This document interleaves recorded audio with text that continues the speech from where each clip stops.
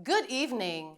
A female student of the Kingston Technical High School was fatally stabbed during an altercation with her classmate on the school's compound today. The incident took place shortly after 3 p.m. The now deceased was reportedly in the 11th grade. Up to news time, crime scene detectives were still at the scene. We will bring you more on this story in subsequent newscasts. In other news, early assessments for the passing of Tropical Storm Ian in Jamaica put the damage at approximately $360 million. The National Works Agency, NWA, is undertaking a rapid assessment to ascertain the full extent of the impact of the rains from Tropical Storm Ian, as well as to determine the need for additional remedial measures. That's according to Prime Minister Andrew Holness, who made the disclosure during a statement to the House of Representatives yesterday. To the storm. Since Friday, the island experienced continuous rainfall. Many places were flooded and others experienced landslides, fallen trees, and scoured road surfaces. The continuous rain left some communities marooned, especially those in low-lying and flood-prone areas along the southern coast. Madam Speaker, the information received from the National Works Agency suggests that the parishes hardest hit were St. Catherine, Clarendon, and other parishes to include Kingston and St. Andrew, St. Elizabeth, Westmoreland, Trelawney, and Portland.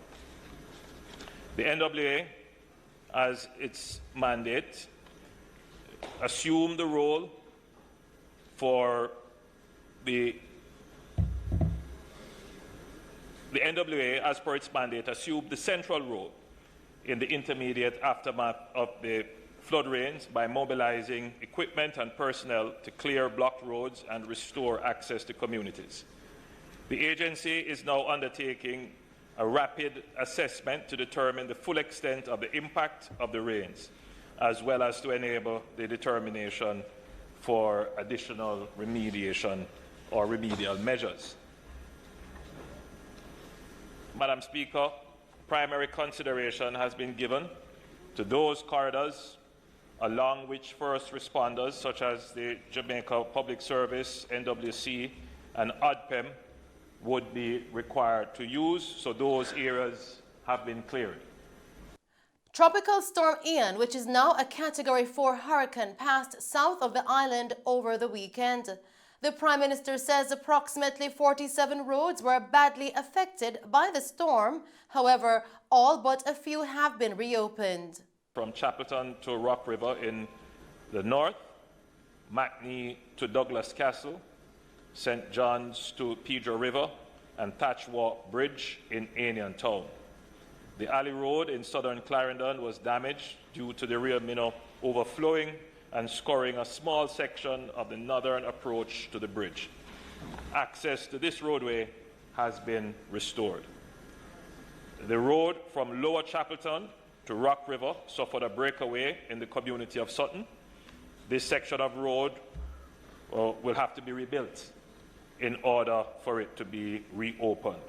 So this road, Madam Speaker, would be one of the significant areas of damage which will last for a little while until we can repair it. Madam Speaker, following directives to the NWA, I'm pleased to report that several other locations within the parish of Clarendon are now accessible, and these include Kemps Hill, Cupius to Colonel's Ridge, Trout Hall, and Denby to Manchester Avenue. Meanwhile, Mr. Holness condemned the actions of individuals who removed the lock on the gate barring entry to the Bog Walk Gorge during the storm's passing. He says an investigation will be launched by the police. Madam Speaker, the Bog Walk Gorge has been reopened. The road was closed before the heavy rainfalls we experienced on Monday. This was done after consultation among our key disaster management agencies, including police, fire, and ODPEM.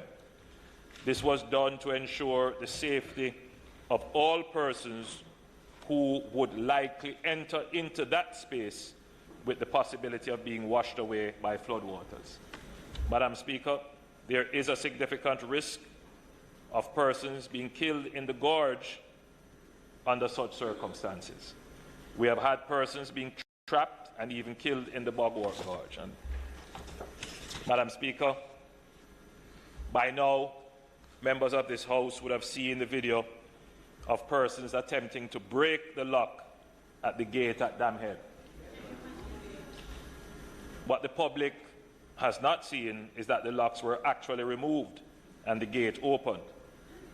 Persons were successful in removing the lock, and therefore persons entered that space, notwithstanding the public warning that was given and the physical barrier that was placed at the location. This kind of behavior is reprehensible and should not be tolerated. Still making the news tonight, President of the Transport Operators Development Sustainable Services, Todd Edgerton Newman, has condemned the actions of two men who tried to break the locks of the floodgate that leads to the Bogwalk Gorge on Monday. The men were caught on camera using a bus jack taken from a vehicle they were traveling in to try and break the lock and chains that secure the gate, even as the area experienced flooding. The flooding was caused due to the passage of Hurricane Ian.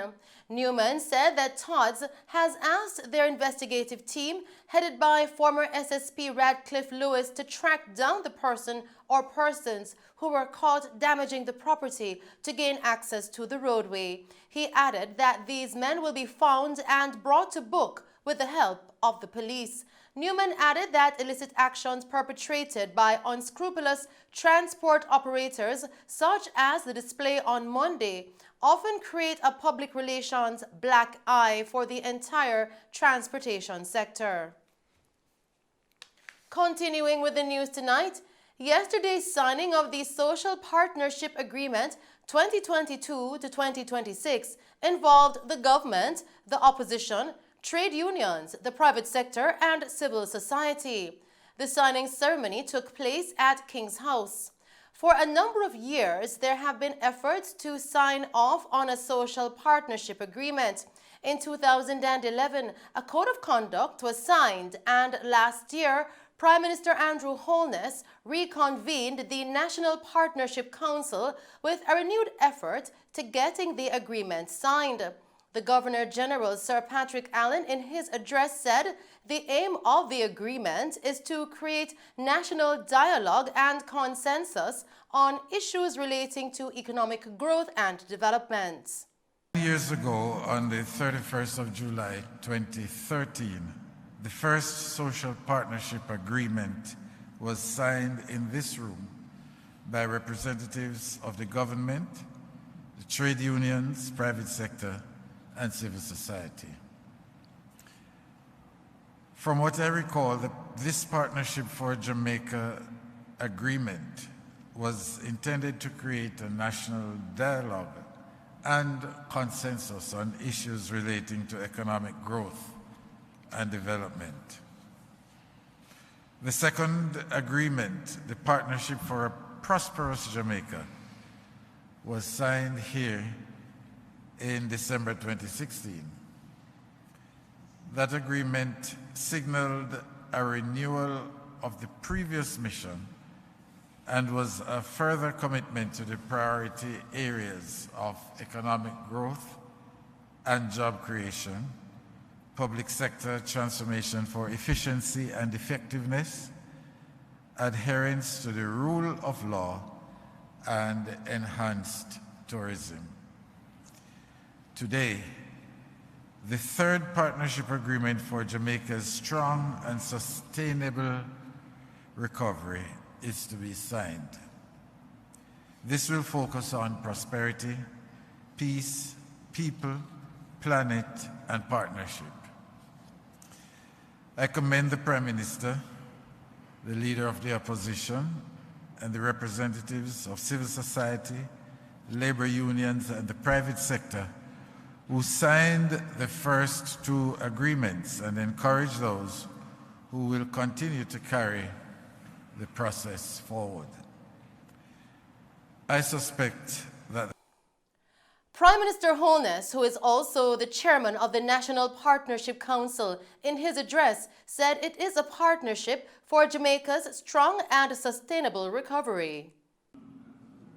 It gives me great pleasure to be here this afternoon, participating in the signing ceremony of a new partnership agreement, the Partnership for Jamaica's Strong and Sustainable Recovery.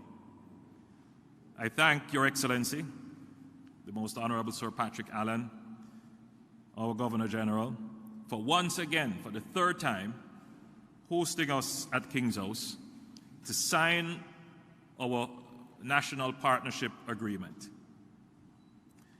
It is important that the signing takes place here at King's House. And in a democracy, it is important that all the functionaries of the state play their important role in achieving prosperity. And that is why we're here today, to officially exemplify in signing a document to say all the members of our great Jamaican state will work together for a partnership for Jamaica's strong and sustainable recovery. Leader of the opposition People's National Party, Mark Golding, affirmed the commitment to continuing its support of Jamaica's development while holding the government accountable. The opposition affirms that it is committed to, as a responsible opposition, seeking to be a productive and constructive partner in identifying and implementing solutions to Jamaica's deep problems, while at the same time performing our constitutional role of holding the government to account and defending the Constitution of the Jamaica and the rights of the Jamaican people under the Constitution. We recognize that at Jamaica's stage of development, there are many things which require a national approach, a Jamaica approach, as opposed to a fragmented, politicized, antagonistic or adversarial approach. And we are committed to playing our part in trying to identify what those are, as has been done in this agreement, and being constructive partners in those areas of common ground.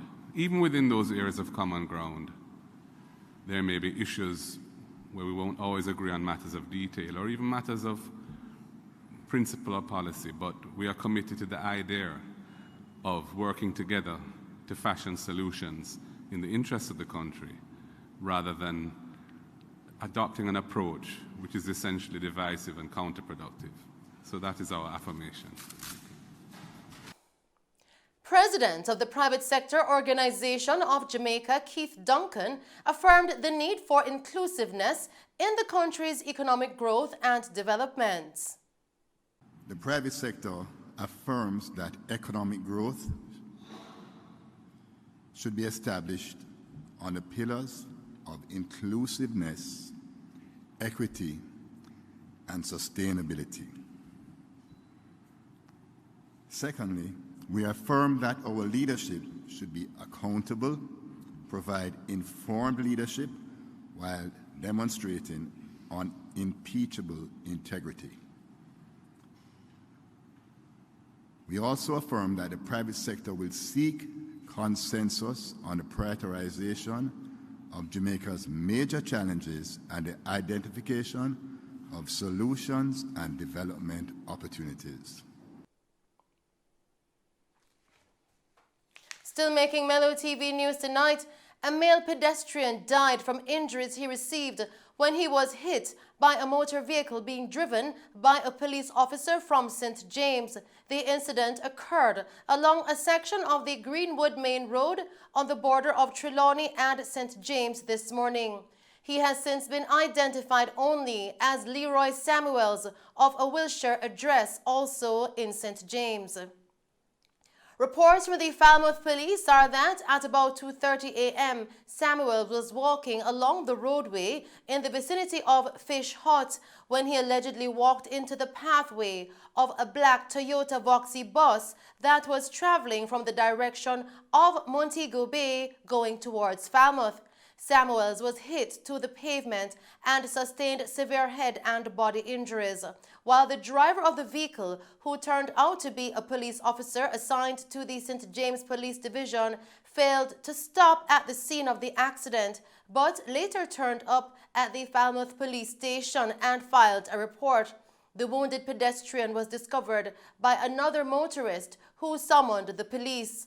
Upon their arrival, he was taken to the Falmouth Hospital, where he was pronounced dead. We will bring you more on this story in subsequent newscasts.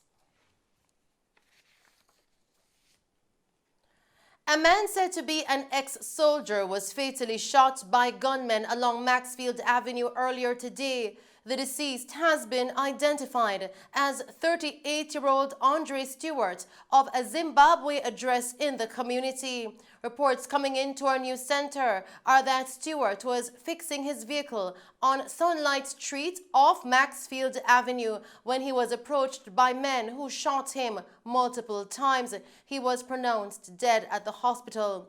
The incident has left some tensions in the area. Police reports indicate that there is also an ongoing gang feud in the area as well. Continuing with the news tonight. State Minister in the Ministry of Health and Wellness, Juliet Cuthbert-Flynn, says without interventions during childhood in addressing unhealthy eating, this can spill over into adulthood, which can put a strain on our health system due to illnesses associated with unhealthy foods. The State Minister made the statement during yesterday's Ministry of Education and Youth's National School Nutrition Policy Consultation session. Without intervention, unhealthy habits are formed in childhood and continue into adulthood. Obese children become obese adults. These dangers are clear and already ailing and aging our population. And we would rather not have this happen, because then our healthcare system, our hospitals become overwhelmed, and you can reverse all of this from an early age. So, tackling lack of physical activity. So it would be remiss of me not to mention the contribution of lack of physical activity to the emergence of non-communicable disease or lifestyle illnesses. And so physical inactivity is the fourth leading risk factor for death worldwide, causing an estimated 3.2 million deaths globally. Can you imagine that? It increases the risk of cancer, heart disease, stroke, and diabetes. And when you look at stroke, Jamaicans are getting a lot of strokes. I don't know if you heard Minister Tufton the other day how many Jamaicans are affected by stroke. In Jamaica, physical inactivity caused 12% of death. The Jamaica Health and Lifestyle Survey in 2016-17 shows that 82% of Jamaicans are engaged in non-activity. 16% are engaged in moderate activity, and 2% are engaged in high-level physical activity. Mrs. Cuthbert-Flynn outlined the objectives of the Jamaica Moves in schools implemented by the Health Ministry. Since the resumption of face-to-face learning, the Ministry of Health and Wellness, in collaboration with the Ministry of Education and Youth, have reviewed the Jamaica Move School program, as I said, to get our children moving and to combat these physical inactivities. And so you will be seeing that in your school move soon.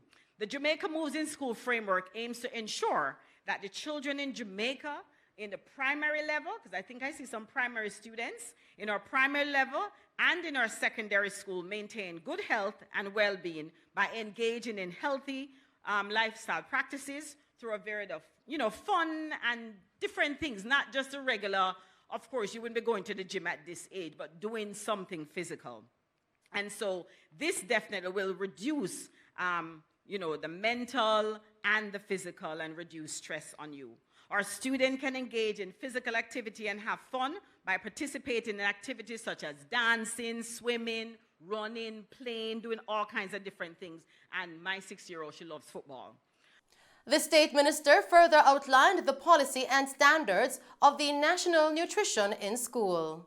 So the National School Nutrition Policy, therefore, provides a fundamental base through which Jamaica transforms its schools into a healthy setting for students. This is our resolve to improve the access to nutritional meals that stimulates and enables healthy eating habits and physical activity lifestyle amongst the student population. So, herein lies a conduit through which nationally we can tackle the problem of the growing obesity amongst our children by increasing what? The physical activity that you will see here this morning. It is essential that we raise the nutritional profile of our children in order to improve the sustain their well-being. The nutritional policy will help to create the environment in schools to stem the tide of illness brought on by these lifestyle illnesses such as obesity. So what is the call to action? If we are able to have a stable and healthy population, then we must ensure that proper nutrition is established within our school environs. And those are the stories making news. I am Shelley Hill. Do stay safe, pleasant viewing, and thanks for watching.